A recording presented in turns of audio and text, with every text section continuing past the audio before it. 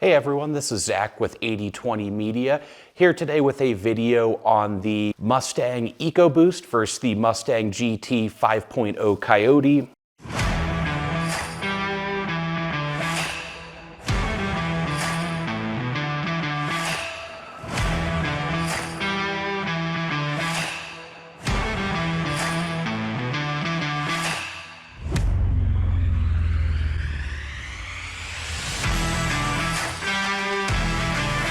Jumping right into things with the Mustang EcoBoost versus the GT, really the bulk of this discussion is going to come down to the differences between these engines.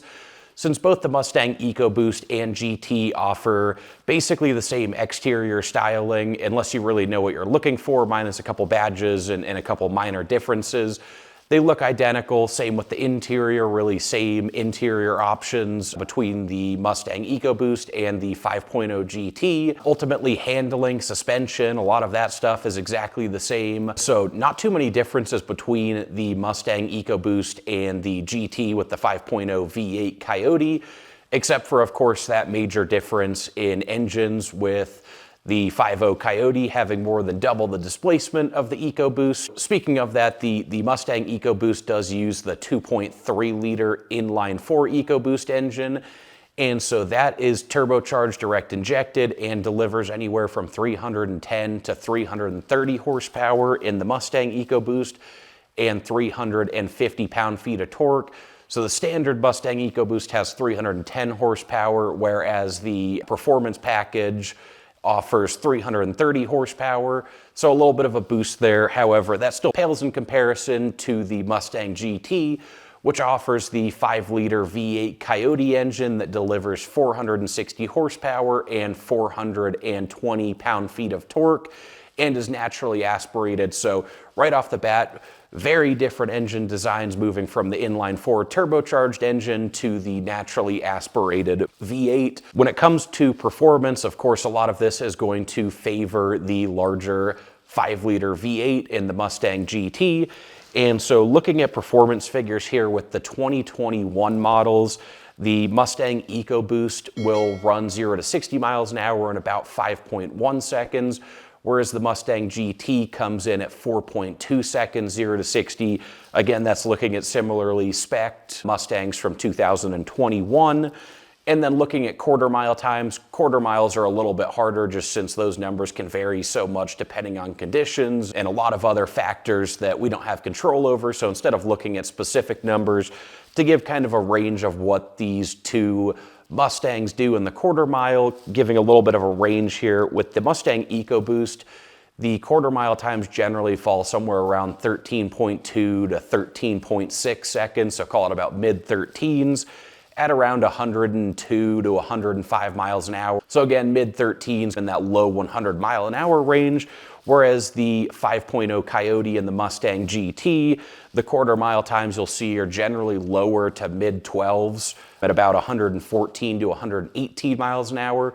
There even are some bone stock 5.0 Coyotes that have gotten into the higher 11s at close to 120 miles an hour. Of course, that is the newest 2018 plus Gen 3 with the more powerful 5.0 Coyote.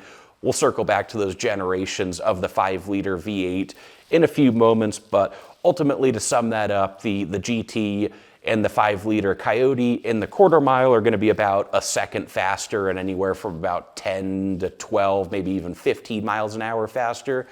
So pretty good boost in performance for the Mustang GT. That said, the EcoBoost numbers are still somewhat respectable. If you look back to, say, a decade ago, anything in that low to mid 13 ballpark at over 100 miles an hour was very impressive.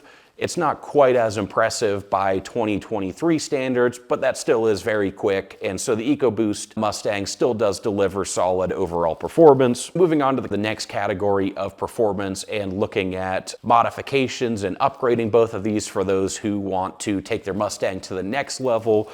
With the 2.3 EcoBoost and basic bolt-ons plus tuning, you can expect to get anywhere from about 325 to about 350 wheel horsepower, and somewhere in the 400 to 440 wheel torque ballpark.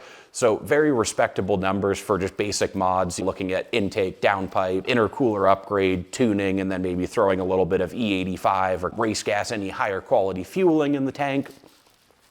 Respectable numbers for the EcoBoost that, again, those were wheel horsepower numbers. So looking at the crank, that's probably pretty similar to what a stock 5.0 Coyote would do, at least especially the first generation engines, which I believe were right around 410 to 420 horsepower. So very similar with that EcoBoost if you start throwing the mods on it. Of course, if you want to make a fair comparison and also look at the 5.0 Coyote with mods, looking at similar basic mods, a little bit different for the 5.0 Coyote. You'll still have the tune, intake, but then the next upgrade would be headers, and then also fueling, just running higher quality fueling. You could also take things further with stuff like an intake manifold or forced induction, but we'll save that for a totally separate conversation.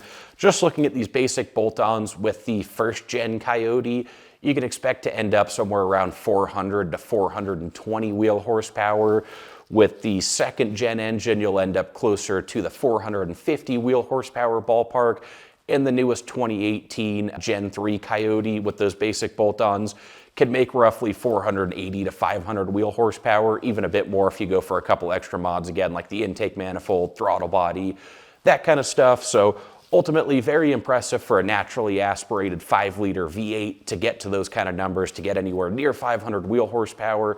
Highly impressive without adding forced induction. And the 5.0 Coyote is also a very strong engine. And so with the supercharger, you can even safely push 600-700 wheel horsepower.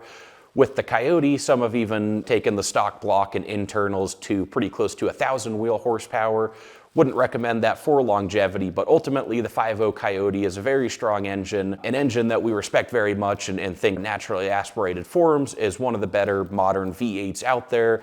And especially how it responds to and handles modifications just makes it an even more impressive engine. And one difference here, circling back to the EcoBoost with mods and upgrades, is the EcoBoost has earned itself a little bit of a nickname as the Eco Boom, which we don't fully agree with. We think that's been blown out of proportion a little bit. But one thing that is known with the EcoBoost, the 2.3 EcoBoost specifically, is when you start pushing above roughly 420 wheel torque, that's about the limit of the engine. And so if you start pushing too far above that, you might start running into serious internal problems like bent rods, cracked pistons, obviously serious issues that can require a full rebuild or a completely new engine. And the EcoBoost can roughly get to that torque number even with just simple bolt-on upgrades. So just be cautious if you're looking to buy the EcoBoost thinking you can put out the same performance as the 5.0 Coyote.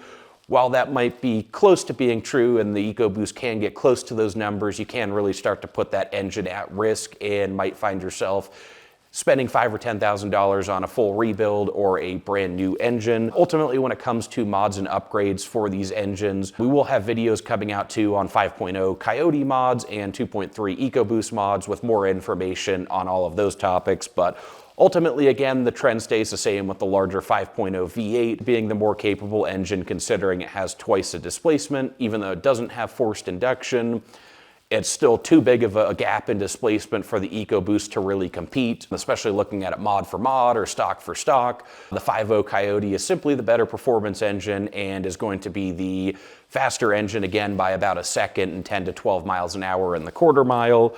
Where it really comes down to the benefits for the Mustang EcoBoost is looking at price. So looking at 2023 numbers for a brand new Mustang, for the EcoBoost, it starts at $27,770 for the MSRP, whereas the 5.0 GT is going to start at $38,345. So that's about a $10,500 gap between the two cars. And really most of what you're paying that extra money for is just the larger 5.0 Coyote, since again, these cars are very similar outside of that engine difference. Of course, those prices can change quite a bit depending on what options you throw on the EcoBoost versus the 5.0 GT. But if you spec them out similarly, that price difference is roughly going to stay the same, where it would be shelling out about $10,000, $11,000 more for the 5.0 Coyote. Now, one benefit when it comes to price here is when you do look at the 5-liter V8, that was first introduced in the Mustang back in 2011, whereas the EcoBoost didn't come around until 2015. So if you were looking for them used, you can find them somewhat similarly priced. If you look at something like a 2011 Mustang 5.0 versus a 2015 Mustang EcoBoost, then the price gap closes a little bit, but otherwise, in the used market, if you're looking at similar years and similar options, then you're going to be shelling out close to $10,000 more for the Mustang GT. And then also with the EcoBoost, you will get better fuel economy. The engine is less than half the size, and so it offers slightly better fuel economy. It works out to about 6 miles per gallon better on the Mustang EcoBoost. The Mustang GT shakes out somewhere around 18 miles per gallon combined city and highway, whereas the 2.3 EcoBoost is going to be about 24 miles per gallon combined. So that's really all there is when it comes to the Mustang EcoBoost versus the 5.0 Coyote. As a little summary and recap here, again, with the 5.0 Coyote in the Mustang GT, you're getting the better factory performance, you're getting more potential and more headroom if you start upgrading and looking to add forced induction or even just basic bolt-on mods. And of course, you're also getting that classic Mustang V8 sound. Whereas with the EcoBoost, you're getting still good performance, just not quite as much, and you don't get that classic Mustang or muscle car sound from a naturally aspirated V8, and you're getting better fuel economy and better price with the EcoBoost. So that's really the biggest difference. Again, otherwise, it's pretty much a tie between the cars when you look at handling, features, comfort, styling, interior, exterior. All of those aspects of the Mustang EcoBoost versus the Mustang GT are basically identical. And so once again, really comes down to the difference in engine and whether you're looking for that classic muscle car V8 or if you're looking for something that's a little bit more practical, a little bit more affordable, still delivers good performance, but doesn't have some of those classic muscle car features and sounds. So that wraps up our Mustang EcoBoost versus Mustang GT video. If you guys appreciated the content, please hit that like button, subscribe to the channel, and check out our websites for tons of more information on the Ford Mustang. Thanks.